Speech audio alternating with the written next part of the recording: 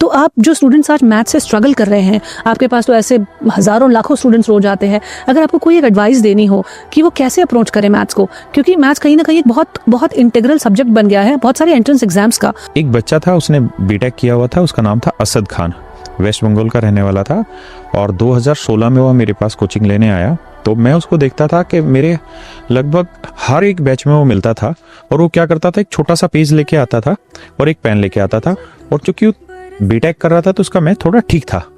वो क्या करता था कि जो हम बोल रहे हैं बस उसको सुनता रहता था, कोई एक दो पॉइंट लिख लेता था। मैंने उसको देखा कि 4 साल तक वो इसी तरह से तैयारी करता रहा, लेकिन उसका सिलेक्शन नहीं हुआ। वहीं एक बच्चा था विनय करके, और विनय जो था वो बहुत ही कमज़ोर बच्चा था, और इतना कमज़ोर बच्चा था कि मैं जब क्लास में पढ़ाता था तो मैं फ्रस्ट्रेट हो जाता था, क्योंकि जब आप हज़ारों बच्चों को पढ़ा रहे होते हैं, मैं बतरा सिनेमा हॉल था, सिनेमा हॉल के अंदर पढ़ाता था, तो जब आप कोई चीज़ कराते हैं ना तो आप एक उम्मीद रखते हैं कि इतना लेवल सभी का होगा और हम इससे ऊपर ही हवाई जहाज उड़ाएंगे। लेकिन जब कोई बच्चा उससे भी नीचे का सवाल पूछ लेता है, अगर मैं आपको ये कहूँ कि माइनस और माइनस को प्लस क्यों करने लग रहे हैं, कोई इस चीज़ पे क्वेश्चन पूछ लेता है तो फिर फ्रस्ट्रेशन आती है। तो मैं उसको क्लास में हमेशा कहता था विनय को कि तू ढक्कन है, तेरा ऊपर की खोपड़ी उड़ी हुई है, तुझे कुछ नहीं आता, तेरा सिलेक्शन नहीं होगा, टाइम पास करने लग रहा है।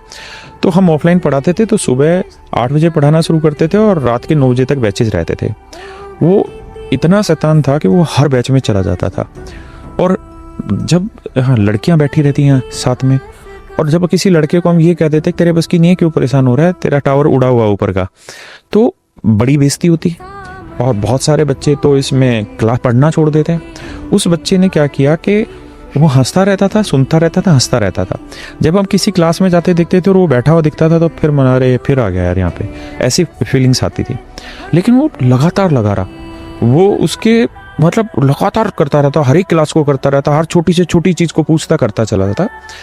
लगभग 2 साल लगे उसको, और 2 साल बाद रात को एसएससी का रिजल्ट आया, और मेरे पास करीबन 11 बजे के आसपास एक बच्चे का फ़ोन आया। तो मैं उसको ढक्कन बोलता था कि तू ढक्कन है, तेरे बस की कुछ करना नहीं है। उसका फ़ोन आया, बोला कि रोने लग गया कि सर पहचाना मैं कौन हूँ? मैंने कहा नहीं, कौन है? कह रहा मैं इनकम टैक्स इंस्पेक्टर हूँ। तो मैंने कहा मतलब?